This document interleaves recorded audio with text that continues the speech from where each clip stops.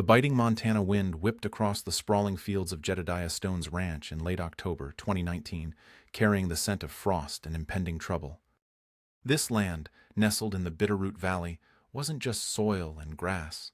It was 3 generations of Stone legacy, etched into the weathered wood of the barn his grandfather raised during leaner times, whispered in the rustle of the ancient cottonwoods lining the creek where his own father taught him the patience of fly fishing. Jed, a man whose face was a roadmap of sun and worry, and whose hands bore the thick calluses of 50 years wrestling a living from the earth, felt the familiar rhythm of the seasons deep in his bones. He'd seen droughts parch the land crackle dry, felt the icy breath of blizzards that tested man and beast, and ridden the roller coaster of market prices that could make or break a family faster than a hailstorm flattened barley. He'd stubbornly rebuffed offers from developers twice before, men in city shoes who didn't understand that wealth, for Jed, was measured in healthy calves and the quiet satisfaction of watching dawn paint the sapphire mountains pink. He envisioned his daughter, Clara, sharp and capable, though city-bound for now, perhaps one day feeling that same pull, that same fierce love for this specific piece of the planet. But this new threat felt different, colder, more insidious. Apex Global Ventures, a name that sounded like it devoured small towns for breakfast, didn't just want a parcel, they wanted the entire valley, envisioning a soulless expanse of concrete, chain stores, and beige condominiums they called Mountain View Estates. The first inkling came at a tense town hall meeting, where a man named Bartholomew Quill, radiating an aura of expensive cologne and utter detachment, presented glossy projections. Quill, whose smile seemed unnervingly disconnected from his eyes, spoke of progress, jobs, and tax revenue, with the smooth confidence of someone who believed these words automatically canceled out heritage and heart. When Jed, his voice rough with genuine concern, questioned the impact on water rights and the local ecosystem, Quill waved a dismissive hand, his condescension thick enough to taste, muttering something about inevitable forward momentum, as if Jed's life work was merely a quaint obstacle. Days later, the violation felt personal, visceral. Surveyors, bold as brass, tramping across his hayfield, planting fluorescent flags that screamed intrusion. They flashed permits Jed had never heard of, paperwork obtained with unsettling speed. A grim visit to the county clerk's office confirmed his fears. The clerk, avoiding his gaze, slid documents across the counter detailing a rezoning decision pushed through with suspicious haste, mentioned only in fine print on page 12 of the local paper nobody read anymore. The system, it seemed, had already begun to digest his world. Jed scraped together funds he desperately needed for winter feed and hired the town's only lawyer, a weary man named Peterson, whose sigh upon reviewing the case spoke volumes. Peterson confirmed the grim reality. Apex had navigated the legal labyrinth with ruthless efficiency, ticking every box, exploiting every loophole. Technically, legally, their claim, buttressed by the sudden rezoning, was sound. Yet, Peterson admitted, tapping a pen on the thick file, the sheer velocity of the approvals felt wrong, leaving a greasy residue of backroom deals and unseen influence. This wasn't just business, it felt like a meticulously planned ambush. The first official letter arrived like a declaration of war, crisp and impersonal. It outlined the eminent domain process, a legal cudgel wielded by the powerful, and offered a sum for his ancestral land that was a bald-faced insult, barely half its actual market value, let alone its immeasurable personal worth. Jed crumpled the paper in his fist, the injustice a burning coal in his gut. He vented his fury to his old neighbor, Silas Blackwood, over the fence line, describing it as outright robbery, his family's sweat and struggle dismissed to make way for a parking lot and another bland coffee franchise. The pressure intensified, becoming a low-grade psychological warfare campaign. Unfamiliar vehicles prowled the county road bordering his property at odd hours, their headlights lingering too long on the farmhouse windows. His routine application for an operating loan, usually a formality, was suddenly, inexplicably denied, the bank citing vague new risk assessments. Then came the final notice, stark and brutal, delivered by a courier who wouldn't meet his eye. Vacate the premises within 7 days. 7 days to dismantle a lifetime. That evening, Jed sat slumped on his porch steps, the setting sun casting long, mournful shadows across the fields he knew as well as his own reflection. The vibrant golds and reds felt like a final, poignant farewell. Defeat settled heavy on his shoulders, a suffocating weight. Where could he even go? What would become of the legacy entrusted to him? The next morning, forcing himself into motion, Jed drove his battered pickup into town for supplies, his mind a fog of anxiety. Loading sacks of feed, the familiar weight doing little to ground him, he noticed an older gentleman wrestling with a stubborn flat tire on a dusty sedan in the hardware store lot. The man, wiry and weathered, wore faded jeans and a cap bearing the insignia of the United States Marine Corps. Despite the storm raging within him, Jed's ingrained habit of neighborliness took over. He walked over, offering assistance. The man looked up, his blue eyes sharp and assessing beneath the brim of his cap, a flicker of relief crossing his face. He introduced himself simply as Angus MacLeod, or Gus, just passing through visiting an old friend from his Vietnam days. As Jed expertly worked the lug wrench, the familiar motions a brief respite from his worries, Gus observed him quietly. There was a stillness about the veteran, a sense of contained energy. Perhaps sensing the turmoil beneath Jed's forced composure, Gus gently probed, commenting that Jed looked like he carried the weight of the world. Hesitantly at first, then with a gathering rush of frustration, Jed found himself pouring out the whole sorry tale, the corporate land grab, the seemingly insurmountable legal walls, the feeling of being utterly cornered. Gus listened without interruption, his gaze steady, asking only a few clarifying questions that showed a keen grasp of the situation. When the spare tire was securely mounted, Gus insisted on buying Jed coffee at the adjacent diner, a gesture Jed felt too weary to refuse. Sitting across from him in a worn vinyl booth, Gus spoke quietly about systemic failures, about times when the rules didn't protect the people they were supposed to. He didn't offer easy platitudes, but his quiet empathy was a balm. Jed mentioned Clara was flying in the next day to help him pack, the words catching in his throat. 5 days left. Gus nodded slowly, making a small notation in a pocket-sized notebook, remarking cryptically that sometimes help arrived from the most unexpected directions. They parted ways, and Jed, preoccupied with his imminent displacement, gave the encounter little further thought, attributing Gus's comment to well-meaning sentimentality. Returning to the ranch felt like walking onto a stage set for a tragedy. The air hung thick with unspoken grief.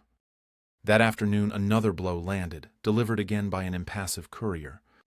A new letter from Apex Global Ventures, colder and sharper than the last. Citing accelerated construction schedules, they now demanded vacant possession within 72 hours. 72 hours. The cruelty of it, the sheer arrogance, stole Jed's breath. He called Peterson, his lawyer, whose voice held the flat tone of utter defeat. Peterson confirmed Apex had somehow pressured the county board president, effectively cutting off any remaining avenues for delay. There was nothing more he could do. That night was endless. Jed sat at the scarred oak kitchen table, the heart of the home, surrounded by ghosts and memories packed into cardboard boxes. Old photo albums lay open, images of his parents, younger and vibrant, working this same land, pictures of a pigtailed Clara beaming beside prize-winning pumpkins. His hands, usually so steady, trembled as he wrapped fragile heirlooms. Silas stopped by near dawn with a thermos of coffee, reporting that the whole town was simmering with outrage over Jed's predicament, yet feeling powerless against the corporate machine. Jed could only offer a hollow agreement. The law, twisted as it was, seemed firmly on Apex's side. As the sun climbed, casting long shadows that felt like prison bars across the floor, Jed wondered if this sunrise would be his last witnessed from this porch, this land. Clara arrived mid-morning, her face etched with worry and sleeplessness from the red-eye flight. She clung to him fiercely in the driveway, her gaze sweeping over the familiar contours of the farmhouse, the swing set still standing near the creek, the barn that held echoes of her childhood laughter. The injustice of it all was a palpable thing between them. They spent the day in a somber haze of sorting and packing, each discovered object, Clara's dusty softball trophies, Jed's father's meticulously kept farm journals from the 1950s, twisting the knife of loss. It was more than just packing belongings, it was dismantling a history piece by painful piece. As dusk began to settle, painting the sky in bruised purples and oranges, a sleek black SUV crunched gravel in the driveway. Two men in impeccably tailored suits emerged, radiating an unnerving blend of impatience and authority. Jed instantly recognized the smug countenance of Bartholomew Quill, Apex's regional director, accompanied by another grim-faced associate. Quill didn't bother with pleasantries, his voice carrying easily across the yard, sharp and demanding. He announced they were merely checking on Jed's progress, reminding him, with that same chillingly detached smile, that the property needed to be cleared by the following evening. Jed, planting his feet firmly on the porch steps, reminded Quill the letter specified 72 hours, which meant the day after tomorrow. Quill's smile tightened, a mere stretching of lips. Plans change, he stated, his tone implying Jed's timeline was utterly irrelevant. The construction crews were apparently ahead of schedule. Demolition was set to begin Friday morning, right here. Clara stepped forward, her voice trembling with indignation, protesting the unfairness. Quill addressed her with infuriating condescension, informing her that business wasn't about fairness but efficiency, adding that Apex had been exceedingly generous with their paltry compensation package. After the SUV departed, leaving a cloud of dust and resentment, Jed sank heavily into his kitchen chair, the fight draining out of him. They knew the offer was highway robbery, a fraction of the land's worth, and they simply didn't care. Clara tried to prepare dinner, but the food sat largely untouched, the atmosphere thick with despair. They were silently washing dishes when Jed's phone buzzed, displaying an unfamiliar number. A woman's voice, crisp and professional, introduced herself as Penelope Swift, an investigative reporter with the state's largest newspaper. She explained she'd been tracking Apex Global Ventures' activities across Montana, noting a disturbing pattern, and asked if she could stop by in the morning. Jed agreed, though a weary cynicism prevented him from feeling any real hope. When he relayed the call to Clara, her skepticism mirrored his own. Journalism, she murmured sadly, wasn't likely to halt bulldozers already rumbling at the gate. Sleep offered no refuge that night. Jed found himself wandering his land under a sliver of moon, his boots crunching softly on the frosted grass. He ran his calloused hands over the rough bark of trees he'd planted as saplings, inhaled the familiar scent of pine and damp earth, trying to imprint every sensation onto his memory. Down by the creek, he sat on the old log bench at the fishing spot, a place sacred to 3 generations of stonemen, and finally allowed the tears he'd held back for weeks to flow freely, silent sobs shaking his frame in the cold darkness. Around midnight, headlights cut through the night, moving slowly along the county road. Another intimidation tactic from Apex, he assumed bitterly. The vehicle paused at his gate, engine idling, then slowly turned and drove away, leaving Jed with an unsettled feeling. By the time the first hint of dawn touched the eastern peaks, a fragile sense of peace, or perhaps resignation, had settled over Jed. He would lose the farm, the tangible piece of his soul, but he wouldn't surrender his dignity. He would walk away with his head held high, carrying the legacy within him. Clara found him on the porch, a steaming mug of coffee in her hand, watching the sunrise paint the clouds. She squeezed his arm, her voice thick with emotion, expressing her pride in his fight, regardless of the outcome. Jed managed a faint smile, acknowledging that some battles couldn't be won, but the fight itself held value. Penelope Swift arrived precisely at 9, younger than Jed had pictured, with intense, intelligent eyes and a determined set to her jaw. She spread her notes across the kitchen table, explaining her investigation into Apex's aggressive acquisition tactics across the state. She detailed a recurring pattern of rushed approvals, questionable zoning variances obtained through closed-door meetings, and conveniently timed political donations. Jed provided copies of every piece of paper he had, the letters, the lowball offer, Peterson's notes, the rezoning notice, though he voiced his fear that it was too little, too late. Penelope's eyes lit up as she examined the county board meeting minutes Jed had obtained. She pointed to a line indicating his property discussion had occurred during a closed executive session, a potential violation of Montana's open meeting laws. Clara leaned forward, asking if this could help. Penelope tempered their sudden surge of hope, explaining that while it was a significant legal breach, challenging it would take time, a luxury Apex had deliberately stripped from them.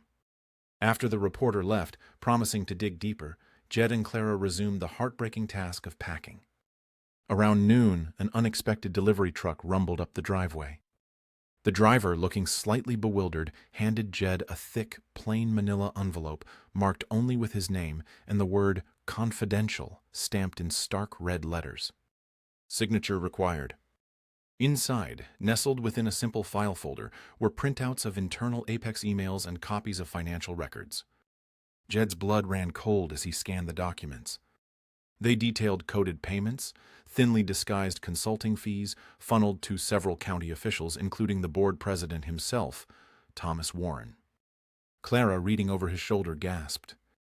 This was it, the smoking gun, blatant bribery, clear evidence of the corruption they had suspected all along. A small, unsigned sticky note attached to the top email simply read, "Evidence you might find useful." A concerned citizen, Jed's mind raced. Who? How? There was no time to ponder. He immediately called Penelope Swift, his voice urgent. The reporter was back within the hour, her initial journalistic composure giving way to visible excitement as she meticulously photographed every page. This, she declared, was exactly the kind of concrete proof she'd been searching for, the linchpin for her entire investigation. When she asked how he'd obtained such damning material, Jed could only answer truthfully. An anonymous delivery, a complete mystery. As evening descended, casting long shadows that seemed less menacing now, more vehicles arrived. A local television news van alerted by Penelope. Penelope's editor, a stern-looking man who nodded grimly as he reviewed the documents. And most surprisingly, Sheriff Brody, his face set in grim lines. The sheriff examined the evidence carefully, his jaw tightening. This, he stated unequivocally, was more than enough to open a formal investigation. He would need to take the documents as official evidence. Jed voiced the pressing question, what about tomorrow? Apex was still coming. Sheriff Brody made a call, his conversation terse and authoritative. After hanging up, he turned to Jed, a measure of relief in his eyes. Judge Harmon was issuing an emergency stay, effective immediately. No one, not Apex, not the county, could force Jed off his property while these serious allegations were under investigation. For the first time in weeks, a genuine, unadulterated wave of hope washed over Jed. The news crew clamored for an interview, but Jed politely declined, stating simply he was just a farmer trying to keep his land, preferring to wait for the investigation to unfold. After the whirlwind of activity subsided, leaving only Jed and Clara on the porch swing under the vast, starlit sky, Clara voiced the question hanging between them. Who could have sent the documents? Jed shook his head, utterly baffled, yet profoundly grateful to the unknown benefactor who clearly understood the depth of Apex's rot. As true darkness enveloped the valley, a new set of headlights pierced the night, approaching the ranch not as solitary prowlers, but as a coordinated convoy. Jed's stomach clenched. This felt different, more organized than Apex's previous scare tactics. Clara gripped his arm, her voice tight with renewed fear. 5 rugged, dark-colored SUVs, the kind favored by government agencies or private security firms, pulled deliberately up the long driveway and parked in a semicircle facing the farmhouse, their tinted windows reflecting the porch light like impassive eyes. Jed instinctively moved in front of Clara as several figures emerged, moving with a quiet, purposeful economy of motion that spoke of training and discipline. Then a familiar voice cut through the tense silence. "Mr. Stone?" Emerging from the lead vehicle was Gus McLeod, the elderly Marine Jed had helped with the flat tire just days before. But the man standing before him now was transformed. Gone were the faded jeans. In their place was the crisp uniform of a retired Marine colonel, his bearing erect, his eyes holding the same sharp intelligence, but now underscored with undeniable authority. "Colonel Angus McLeod," he reintroduced himself, extending a hand Jed shook numbly. He indicated the 4 other men standing silently beside him, figures who moved with a similar controlled alertness, radiating competence. These were colleagues, Gus explained, men he'd served with, trusted implicitly. Jed, utterly bewildered, managed to stammer his confusion. Gus explained that after their conversation at the diner, Something about Jed's quiet dignity in the face of blatant injustice had resonated deeply. He'd made some calls, leveraging a network cultivated over decades of service and beyond.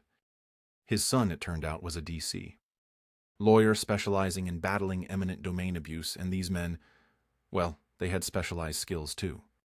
One man stepped forward, introducing himself as working with the state attorney general's white-collar crime unit. He confirmed the documents Jed received originated from their own long-running covert investigation into Apex Global Ventures. They had been building a case, he elaborated, but Apex had proven adept at covering its tracks and seemed to have internal leaks warning them of scrutiny. They needed a way to get the evidence into the right hands, Jed's, Penelope's, the sheriff's, without compromising their broader operation or revealing their sources prematurely. Gus's chance encounter with Jed, his assessment of Jed's character, provided the perfect, unexpected conduit. Another associate, identified as a digital forensics expert, added that they had concurrently secured the electronic trails of the illicit payments. The corrupt county officials wouldn't be able to simply delete their way out of trouble.